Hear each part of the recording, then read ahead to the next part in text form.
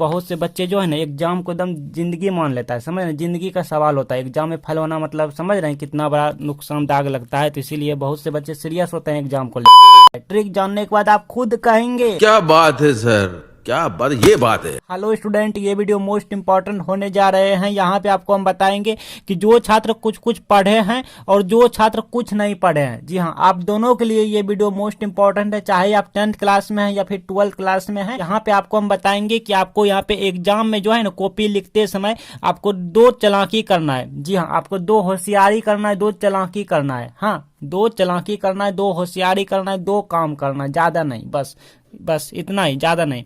Fail कभी नहीं होंगे, ये मेरा 100% गारंटी है। फेल कभी नहीं होंगे, ये मेरा 100% गारंटी है भाई। टीचर खुश हो जाएंगे। टीचर खुश कैसे होंगे, फेल कैसे नहीं होंगे, यहाँ पे हम आपको प्रूफ करेंगे, साबित करेंगे। तो ये तो रहा कि जो छात्र कुछ नहीं पढ़े हैं, लेकिन जो छात्र थोड़ा थोड़ा पढ़ाई किए हैं उनके लिए यहाँ पे क्या है आप सोचते होंगे। देखिए, उनके लिए हम थोड़ा सा यहाँ पे डेमो दिखाऊं। उनके लिए जो छात्र थोड़ा थोड़ा पढ़ाई किए हैं, हाँ, तो उनके लिए देखिए यहाँ पे एग्जाम का जो आपके पास जो क्वेश्चन पेपर देते हैं, यहाँ पे क्वेश्चन पेपर में बहुत से क्वेश्चन रहते हैं, बहुत से क्वेश्चन रहते हैं, चाहे आपके पास जो भी विषय का हो, जो भी सब्जेक्ट का हो। तो अब इनमें से कुछ कुछ क्वेश्चन ऐसे होते हैं भाई जो कि आप नहीं जानते हैं, आई मीन जो कि हम नहीं जानते हैं। हाँ, इनमें से कुछ कुछ क्वेश्चन ऐसे होते हैं, एक दो गो, जिसका आंसर, जिसका उत्तर नहीं पता होता है। मान लो जैसे हमको ये 15 नंबर का पुनरावृत्ति सिद्धांत क्या है, ये हमको नहीं पता, तो ये 2 नंबर चला जाएगा हाथ से भाई। तो यही आपको हम यहाँ पे ट्रिक बता देंगे, आप सभी क्वेश्चन को कंप्लीट कर लेंगे इस ट्रिक को लगाने के बाद। हाँ, जितना कहेंगे एग्जाम में आप ट्रिक लगा लीजिएगा। तो चलिए आप दोनों बने रहे वीडियो पे एंड तक, हम यहाँ पे काम की बातें करते हैं। तो चलिए आज हम आपको बताने वाले हैं कि अगर आपका किसी कारण तैयारी नहीं हो पाए हैं, कुछ नहीं पढ़े हैं, तो यहाँ पे आप एग्जाम कॉपी में बस दो चालाकी करेंगे, ठीक है। क्योंकि देखिए टीचर का क्या काम होता है पहले बता दूं। टीचर का काम होता है प्यासे को पानी देना, भूखे को दाना देना, आई मीन खाना देना, और डूबते को रस्सी देकर उन्हें बाहर खींचना। हाँ, और कमजोर से कमजोर विद्यार्थी को भाई, कमजोर से कमजोर विद्यार्थी को फेल होने से बचाना या सुसाइड करने से बचाना। अगर मैं कुल मिला के कहूँ तो एग्जाम में उनका नैया पार लगाना। हाँ, एग्जाम में नैया पार लगाना। तो चलिए आप दोनों के हम यहाँ पे नैया पार लगाते हैं एग्जाम में। इससे पहले आपको कि हम ट्रिक बता दूं और आपको कुछ भी समझ ना आए, इससे पहले बता दूं भाई आपको कि क्वेश्चन पेपर में जितने भी क्वेश्चन रहेंगे, ध्यान से सुनिए, इंपॉर्टेंट बात ना, जितने भी क्वेश्चन रहेंगे, जो जो क्वेश्चन आपको आता है सबसे पहले बोर्ड एग्जाम में शुरुआती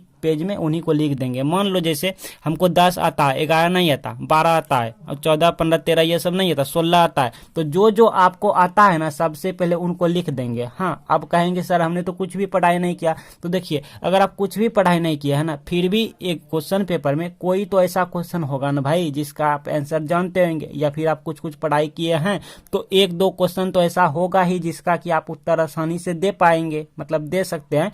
तो उनको आप सबसे पहले लिख लेंगे, उसके बाद ट्रिक लगाएंगे। हाँ, पहले ट्रिक नहीं लगाएंगे, पहले आप जो जो जानते हैं, जिसका जिसका उत्तर अच्छे से जानते हैं, उनको बोर्ड कॉपी में लिख देंगे शुरुआती पेज में, एग्जाम कॉपी में लिख देंगे शुरुआती पेज में, ठीक है। उसके बाद आप ट्रिक लगाएंगे जो कि हम आपको यहाँ पे बताने जा रहे हैं। याद रहे, अभी हम आपको ट्रिक नहीं बताए हैं, ट्रिक बताना बाकी है। ट्रिक जानने के बाद आप खुद कहेंगे क्या बात है सर, क्या बात, ये बात है। तो चलिए ट्रिक जानते हैं।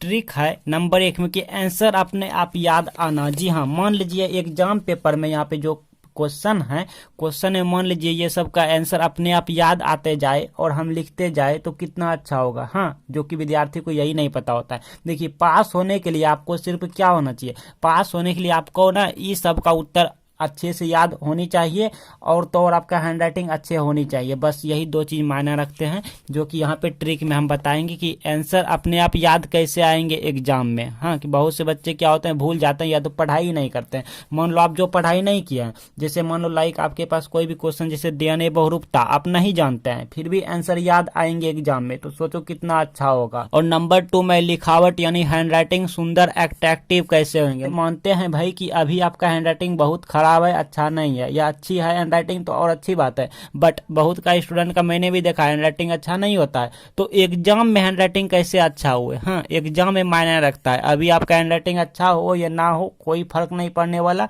लेकिन एग्जाम में अगर हैंड राइटिंग अच्छा हो जाए तो सोचो कितना अच्छा होगा, जो कि हम आपको बताएंगे, इजी ट्रिक बताएंगे, ठीक है। एग्जाम में आप वो कर सकते हैं भाई, कर सकते हैं, बहुत ईजी है। तो नंबर 1 सबसे पहले आपको हम बताते हैं कि आंसर अपने आप याद कैसे होगा। तो चलिए कॉपी लिखने का पहले सही तरीका सीख लीजिए, क्योंकि बहुत से बच्चे जो है ना एग्जाम को एकदम जिंदगी मान लेता है, समझ रहे हैं, जिंदगी का सवाल होता है एग्जाम में फेल होना, मतलब समझ रहे हैं कितना बड़ा नुकसान दाग लगता है। तो इसीलिए बहुत से बच्चे सीरियस होते हैं एग्जाम को लेके। तो सबसे पहले देखिए, इसलिए कॉपी लिखना आपको आना चाहिए। सबसे पहले जो भी लिखेंगे आपको लिखने का ढंग होनी चाहिए, तरीका होनी चाहिए लिखने का। तो सबसे पहले ये सिखा देते हैं, फिर जैसा जैसा मैंने किए वादे के मुताबिक आपको सिखा देंगे। तो खंड ब लिखेंगे इस तरह से, फिर लघुत्तरीय प्रश्न इस तरह से लिखेंगे। ब्लैक पेन यूज करना है। आपके मन में सोचते होंगे आप ब्लैक पेन सर हम यूज नहीं कर सकते ऐसे वैसे, बट ब्लैक पेन यूज कर सकते हैं। अगर आपको ब्लैक पेन यूज करने का सही तरीका पता है तो आप कर सकते हैं, अन्यथा नहीं कर सकते हैं। ठीक है, इस तरह से लिखना है। फिर यहाँ पे प्रश्न संख्या 1 जो भी देंगे आप, प्रश्न 1 2 3 इस तरह से लिखना होता है। इस तरह से 2 अंक स्तरीय प्रश्न जितने भी क्वेश्चन है, और यहाँ पे बता दिया है कि आप कॉपी कैसे लिखेंगे, ये हम बता दिया, प्ले लिस्ट पे जाके सीख लेंगे। तो फिलहाल यहाँ पे थोड़ा सा देख लीजिए एक झलक कि आवेश संरक्षण का सिद्धांत, ये माइंड टॉपिक है, इस तरह से लिखना होता है। तो जैसा कि मैंने आपसे कहा कि जो भी क्वेश्चन का आंसर याद नहीं है एग्जाम में उसे कैसे लिख लेंगे, हाँ ये 1 नंबर में हम बताएंगे। तो मान लो हमको 12 नंबर क्वेश्चन याद नहीं है, डीएनए बहुरूपता ये हमको याद नहीं है, तो कैसे लिखेंगे? तो सबसे पहले इस तरह से लिखेंगे, तब आंसर जाके लिखना, वो भी बिना याद किए। प्रश्न 12 है तो प्रश्न 12 डॉट डॉट करके 2 नंबर या क्वेश्चन 2 अंक स्तरीय प्रश्न, फिर उत्तर, फिर डीएनए बहुरूपता, ये हमारा टॉपिक है। इतना ब्लैक पेन से लिखेंगे, आप देख सकते हैं ये हमारा टॉपिक है। हाँ, इसके बाद यहाँ पे लिखेंगे डीएनए बहुरूपता से हम यह समझते हैं कि, जैसा कि यहाँ पे क्वेश्चन में कहा है कि आप क्या समझते हैं, तो यह समझते हैं कि, और यहाँ पे ना खाली छोड़ना है, आपको अभी नहीं लिखना, यहाँ पे क्या लिखना है ये बता रहा हूँ, यहाँ पे क्या लिखना, क्योंकि आपको मान लो ये कुछ भी याद नहीं है, कुछ भी याद नहीं, तो आपको क्या करना, इधर ऑब्जेक्टिव में आ जाना है।